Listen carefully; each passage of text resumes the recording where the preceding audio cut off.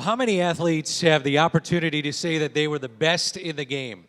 Tonight, we honor one of the best running backs in the National Football League, in Steven Jackson.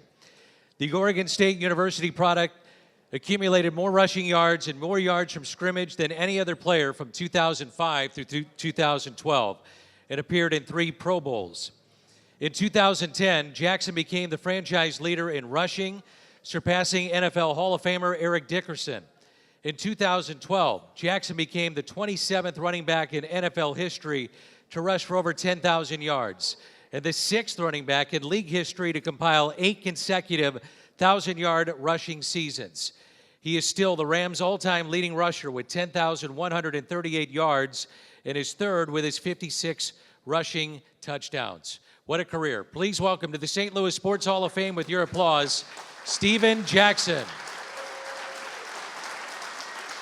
Conducting this interview, longtime reporter from the St. Louis Post-Dispatch, Jim Thomas.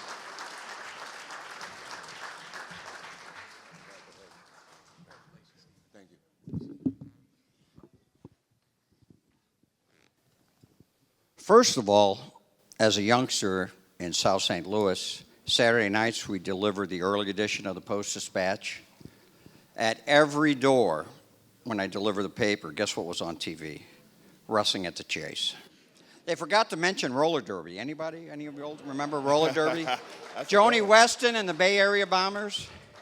Secondly, I've got to give a tip of the hat to Dave Dorr. I grew up idolizing this gentleman. He wrote with such energy, bounce to his stories. When you think of great Post-Dispatch sports writers, Bob Bragg, Neil Russo, Rick Hummel, Bernie Miklasz, Dave Dorr is right there. So Dave, congratulations. You're a guy I looked up to, and you're very deserving to be here, as is this gentleman, Steven Jackson. Thank you, thank you, thank you. Steven, first off, where are the dreadlocks? You know, 2015, when I retired, I decided to cut my hair, but it was a reason. I started growing my hair when I went to college, and it was a significant of me just showing my family on the journey with me. Yeah. 3 things stand out individually to me in your career. One was occasionally opposing players, they couldn't tackle you any other way. They'd grab you by the dreads. I'm sure you remember that. I asked officials if this is legal, and they said it's considered part of the uniform. What do you think about that? It happens, you know, it was one of those things. I just, you know, the thing, I would pick them up and put them in my jock. I probably shouldn't say that, but but I didn't want to leave them on the field. So, I mean, I had to get back in the huddle. Tell me if you remember this. This had to be 06, maybe 05. You're playing Washington. Sean, the late, great Sean Taylor, great safety in the National Football League, one of the hardest hitters in NFL history. The game's going on. Steven's running wild. You're running down the field, and I'm expecting this big collision. Sean Taylor makes what they call a business decision and kind of steps out of the way. And do you remember that? I do. Were you surprised by that? No. Third thing I remember. Touchdown, Steven Jackson, 78 times in the NFL, rolling the dice. How did that start? We know you're from Vegas, so... It was a nod. You know, now we have the Las Vegas Raiders, but at that point in time, the NFL wanted nothing to do with Las Vegas. They thought it was bad for branding, bad for business, but things change. And that was my way of telling the youth in the community there that there was a blinking light flashing back at them. Now, you're in the Southern Nevada Hall of Fame. You have a field named after you, your high school field, El Dorado High School in Las Vegas. In my brief time masquerading as a hockey writer for the St. Louis Blues, I used to always tell Bernie Federko, what does it feel like when you show up to work and you see a statue of yourself outside the place where you're working? What did it feel like to you whenever you're at your old high school, you see your name on the field, Steven Jackson Field? It's a sense of pride. You know, I remember those dog days of summer in Las Vegas where I would put on a parachute on my back and I would just run around the track, just like a racehorse, just running and running around. And I wanted to earn a scholarship. I wanted to take some of that heat off my parents of what's going to happen next in life. Could they afford the education going forward? But it was also one of the things that I just loved the game of football. And because I loved it so much, I didn't want to give the coach a reason to pull me off the field. So I wanted to be in great shape. So to have the field named after me, the stadium named after me, it's a tremendous honor. And it puts a lot of pressure on my kids, though. I would think so. Okay, Eric Dickerson, Marshall Faulk, Todd Gurley. But who's holds the record for most rushing yards in Rams history? The St. Louis Rams This running guy. back. This guy.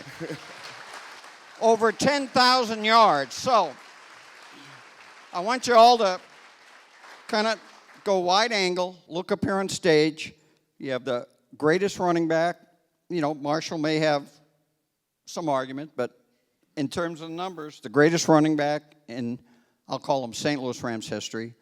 And sitting right next to him, you have the slowest running back in St. Louis Public High history back in the early 70s. So I was only a few thousand yards behind you in the rushing yards. I'll tell you this, it's not always about speed. I mean, the game's changed now. Everyone talks about speed and spreading off the field with a passing offense. But, you know, if you come downhill, people make business decisions. Okay, I feel a little better. Now, I want to mention some other names. Barry Sanders, Emmitt Smith, LaDainian Tomlinson, Curtis Martin, and this fellow. They're the only players in the long history of the National Football League, over 100 years, that have rushed for 1,000 yards in 8 consecutive seasons, week after week, month after month, aches and pains. This man was inevitable. He was like watching the sunrise every morning. He would come after you, and he was a complete back. Because of his size, people kind of thought he was a power back, but he was very fast. He could catch passes. He could pick up blitzes, and he was a workout horse. You weren't a specialty back. What do you think of the league now? They got third down backs, change of pace backs, power backs. You were an every down back. Yes, so my oldest son is 18 years old. He's born here, went to MICDS, Ladue Middle, so he's educated here. Once I retired, we moved back to Las Vegas. So he's a senior running back at Liberty High School. He would make all of you very proud. I say all that to say, his coach says, you know, I want to use 2 to 3 running backs. I said, I don't like that. I said, he's fresh. Don't worry about it. But, you know, today's football, I understand you have concussions. You want to make sure guys you have insurance policies. If someone goes down, you don't feel like the offense, you know, is taking a step back. And you mentioned Marshall earlier, and he was a tremendous inspiration to me in the sense, once I got to Earth City and I saw the level of intelligence in the game between Coach Mike Martin and Marshall Faulk, I saw that there was a science to playing football. It wasn't just showing up, getting to play, and kind of make a guy miss. But actually, if you understood what each person on the field was doing, it made your job easier. I was like, wow. So I took that as a challenge, that I didn't want to just be seen as a short yard guy. I didn't want to be seen as a goal line guy. I wanted to be someone that I was able to do everything that the position required of me and more. And, you know, it was one of those things that I'm glad and thankful. Although I didn't win a Super Bowl with that Greatest Show on Turf team, I was able to share the locker room with them as they were aging out. They set a great example for me, and I think that's a huge reason why I was able to go 8 consecutive years of 1,000 yards, because I understood and I saw the commitment to excellence through those guys. Now, this may sound a little strange, but when I think of Steven Jackson, I think of another of our town's great football players, Dan Deerdorf. And you're thinking, why?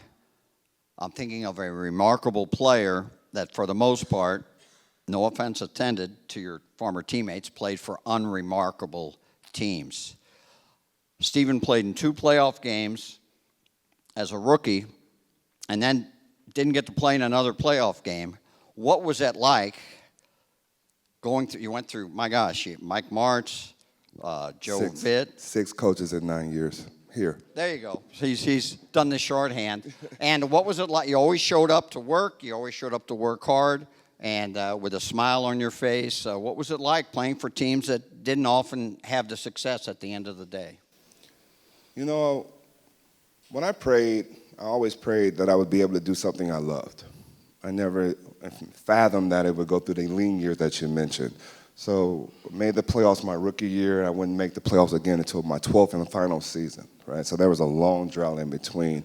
And I had to watch a lot of football of other guys getting accolades and accomplishments, and I'm on vacation, right? But I would never complain because it was never about being famous for me.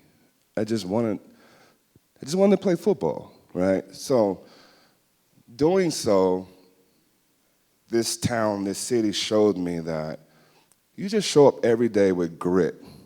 They will show up and support you. Mm-hmm. And the more I realized that, the harder I ran, and I ran with a purpose. Obviously, I would want to have accomplished Super Bowl championships and those things. But when you could show up and walk across the street as you go into Everett Jones Dome and you just see a kid smiling, or you see a fan that you saw July, August at practice, and he's still rooting you on in late November, it reminded me of that same prayer. I didn't pray for stats. I just prayed for a chance. So how could I complain? 10,000 yards rushing. 8 straight thousand. Could you imagine how many yards he would have had if he prayed for stats? I don't know. You might have broke every record in the book. But speaking of vacation, he just didn't go sit in front of a TV or a swimming pool. I was looking through an old story. It was actually when the Rams played in London. That was actually your third trip to London. And you mentioned you had gone and swam in a shark cage, not with the sharks in the cage, you know what I mean, outside, off the coast of South Africa. Sure. You had floated the Amazon in Brazil, and you were in Christchurch, New Zealand, and left just, a couple hours before that devastating earthquake way back then. There was some concern in St. Louis that you might still be there. You said in 2012 that the only continent you hadn't been to was Asia. Did you ever make it to Asia? I did. I made it to Asia, saw the Great Wall of China. I've been all over Indonesia. Recently went back to South Africa this past winter, and I actually hiked Kilimanjaro with Chris Long, another great St. Louis name. So I've been fortunate to live life to the fullest. I believe whenever I take my last breath, if it plays back like a movie, I hope I'm smiling at all the things I've been able to see and do. Now, what are you doing with yourself now? You got a couple of businesses going, or? I do. My pride and joy right now, I have a barber school in Las Vegas called the Original Barber School. And our school district is not as great as you guys here.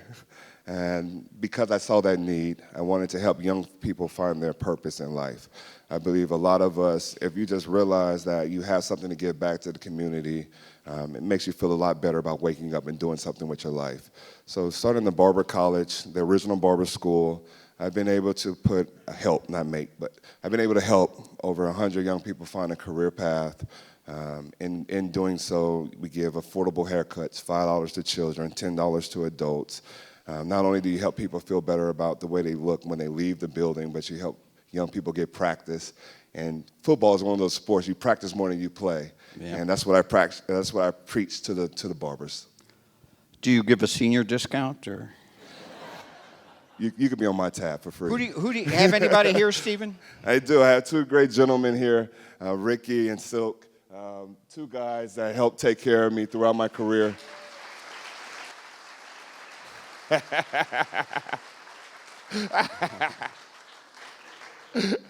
Stephen, But I do want to say this. I could be a very tough cookie. New people, I'm very introverted. That's just me, right? I just show up, I do my job, and I leave. My children and my wife are my pride and joy, but my daughter turns 8 tomorrow. And she called me earlier today, congratulating me on FaceTime, but she wanted to make sure that I'll be there tomorrow for breakfast because we have a very important trip to Disney this weekend, and I assured her I'll be there. But, families means the world to me, close friends. like Ricky, and so guys that, like even you saw me in some of those days in the locker room, when things were bad, you know, guys like them help remind me that because of the result was a loss, it's not a direct reflection of who I am and what I brought to the table. What, 4 kids?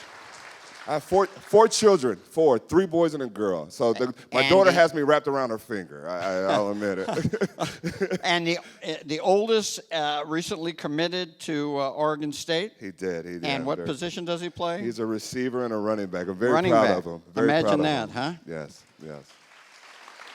Lastly, you know, some of you may know Chris Long was in town last week, and Chris Long told me the thing that he loved the most about St. Louis is that St. Louis sports fans, they wanted just 2 things out of their athlete: hard work and accountability.